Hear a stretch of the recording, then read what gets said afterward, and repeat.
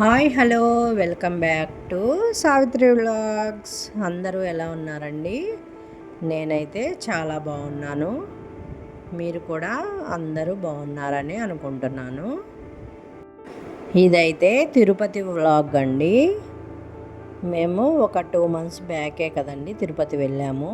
ఆ వ్లాగ్ కూడా ఛానల్లో పోస్ట్ చేశాను. మీరందరూ చూసే ఉంటారు కదా. అయితే ఆ స్వామివారి పిలుపు మరలా వచ్చింది మాకు దర్శనానికి. మరలా ఇంత త్వరగా అయితే స్వామివారి దర్శనం అవుతుందని అస్సలు అనుకోలేదండి. చాలా సంతోషంగా అయితే అనిపించింది స్వామివారిని ఇంత త్వరగా మరలా దర్శించుకుంటున్నానని. సో హ్యాపీ అండి. మేమైతే విఐపి బ్రేక్ దర్శనానికైతే మాకు టికెట్లు వచ్చాయండి. ఆ దర్శనం కోసం అయితే వెళ్తున్నాము. మేము ఇంకా మా ఫ్రెండ్ వాళ్ళ ఫ్యామిలీతో అయితే వెళ్తున్నాము. తెల్లవారుజామున 3కి అయితే లేచి హౌస్ అంతా క్లీన్ చేసుకొని ఇంట్లో పూజ అయితే చేసుకొని మేము స్టార్ట్ అయిపోయాము. మార్నింగ్ 4:30కి అయితే మేము బయలుదేరాము. మధ్యలో నెల్లూరు దగ్గర అయితే టిఫిన్స్కి ఆగాము. ఇది నెల్లూరు గ్రాండ్ హోటల్. ఇక్కడైతే తాబేలు ఉంది చూడండి ఎంత బాగుందో. ఇక్కడైతే టిఫిన్స్ చేసేసి మేము స్టార్ట్ అయిపోయాము.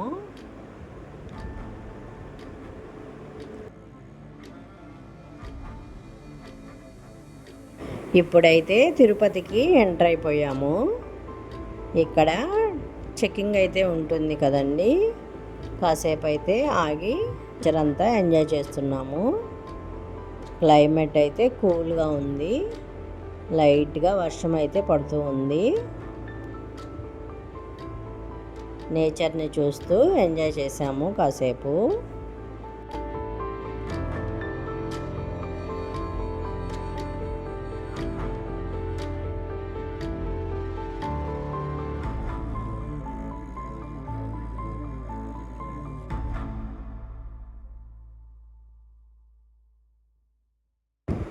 మా ఫ్రెండ్ ఇంకా వాళ్ళ బాబు యశ్విన్ వాడైతే బాగా ఎంజాయ్ చేస్తున్నాడు.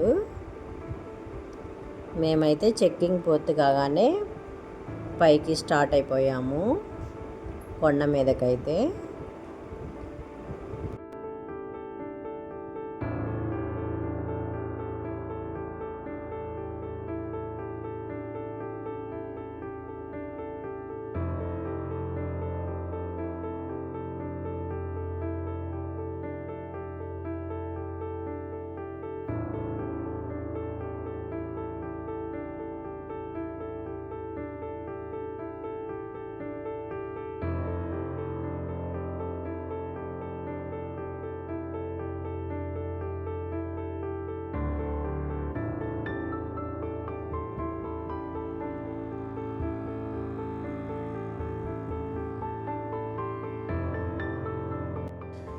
పైకి వచ్చేసిన తర్వాత మేమైతే రూమ్ తీసుకున్నాము. ఎంబీసీ కాలనీలో అయితే రూము తీసుకున్నాము. ఇక్కడ కోతులు చూడండి ఎలా తిరుగుతున్నాయో. క్లైమేట్ అయితే చాలా బాగుంది. ప్లెజెంట్గా అయితే ఉంది. ఇంకా మేమైతే రెడీలు అయిపోయి భోజనం టైం అయిపోయింది కదా అని స్వామివారి ప్రసాదం తీసుకుందామని చెప్పేసి బయలుదేరాము. తరిగొండ వెంగమాంబ అన్నసత్రానికైతే వచ్చేసాము. ఇక్కడే మేము భోజనం చేసేసాము.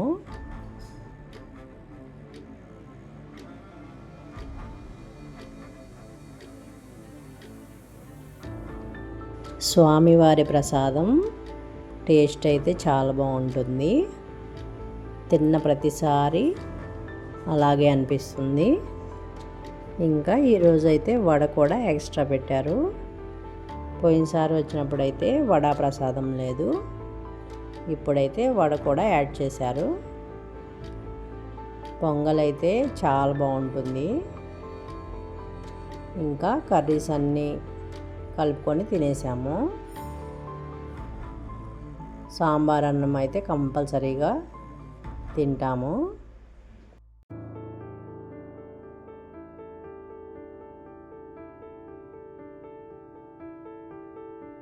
భోజనం చేసిన తర్వాత అయితే మరలా రూమ్కి అయితే వెళ్ళాము. వెళ్ళి కాసేపు రెస్ట్ అయితే తీసుకొని ఇంకా ఈవినింగ్ అయితే కళ్యాణకట్టలో తలనీలాలు సమర్పించుకున్నాము. తర్వాత రెడీ అయిపోయి వరాహస్వామిని దర్శించుకుందామని చెప్పేసి వచ్చేసాము. ఇక్కడైతే వాన స్టార్ట్ అయిపోయింది. మనం తిరుపతి వెంకటేశ్వర స్వామిని దర్శించుకునే ముందు వరాహస్వామిని అయితే దర్శించుకోవాలి. ఈ స్వామివారి దర్శనం అయిన తర్వాతే మనకి వెంకటేశ్వర స్వామి వారి దర్శనం చేసుకోవాలంట. మాకు రేపు మార్నింగ్ అయితే 8:30కి ఇచ్చారు దర్శనానికి. సో అందుకని ఈ పూటే ఇక్కడ స్వామివారిని వరాహస్వామివారిని దర్శించుకుంటున్నాము.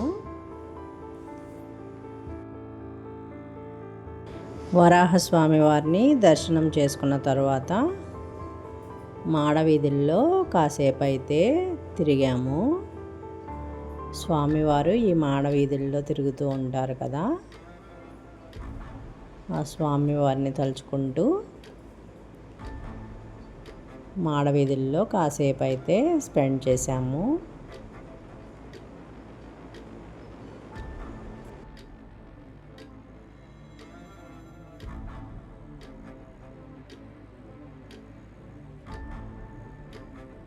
మేమైతే షాపింగ్ కూడా పూర్తి చేసుకొని రూమ్కి వెళ్ళి పడుకున్నాము.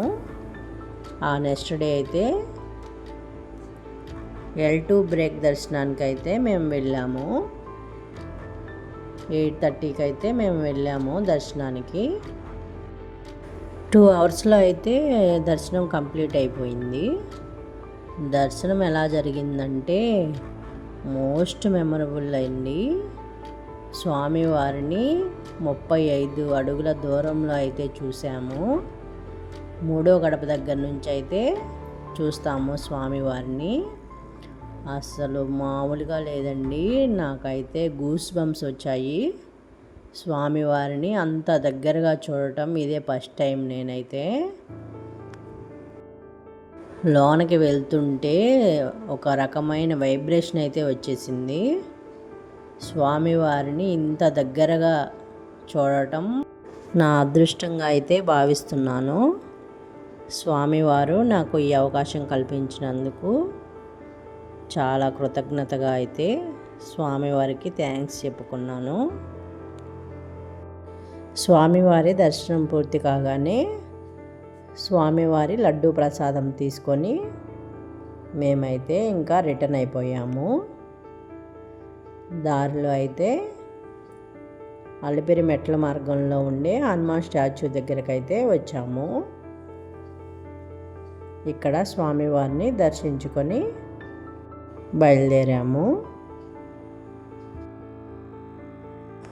మేమైతే కొండ దిగి కిందకైతే వచ్చేసాము. కింద అయితే మనకి కపిలతీర్థం అని ఉంటుందండి, కపిలేశ్వర స్వామి ఆలయం. ఈ టెంపుల్ చాలా ప్రాచీనమైనది, పురాతనమైనది. ఇక్కడ శివయ్య అయితే స్వయంభూగా వెలిశారు. చాలా విశేషమైనది ఈ టెంపుల్ అయితే. ఇక్కడ జలపాతం ఉంటుంది. శేషాద్రి కొండల నుంచి వస్తున్నటువంటి జలపాతాన్ని కపిలతీర్థం అని పిలుస్తారు. ఈ దేవాలయంలో అంతర్భాగంగా మరికొన్ని దేవాలయాలు అయితే ఉన్నాయి. లోపల ఉన్న దేవాలయాలన్నిటినీ దర్శనం చేసుకొని భక్తులైతే ఈ జలపాతం దగ్గర స్నానాలు చేస్తారు. చూడండి, ఈ జలపాతం కొండల మధ్యలో నుంచి ప్రవహిస్తూ ఉంది. వర్షాకాలం అయితే ఇంకా బాగా వస్తుందండి. ఈ జలపాతం పక్కనే లక్ష్మీ నరసింహస్వామి ఆలయం అయితే ఉంది.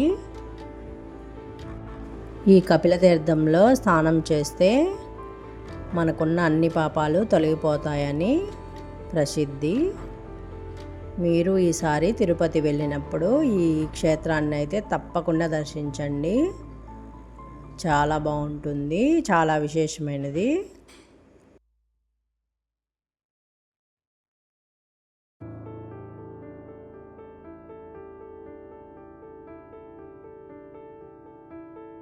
కపిల తీర్థంలో దేవాలయాలన్నిటినీ దర్శనం చేసుకొని మేమైతే ఇంకా రిటర్న్ అయిపోయాము. దారిలో అయితే శ్రీకాళహస్తిలో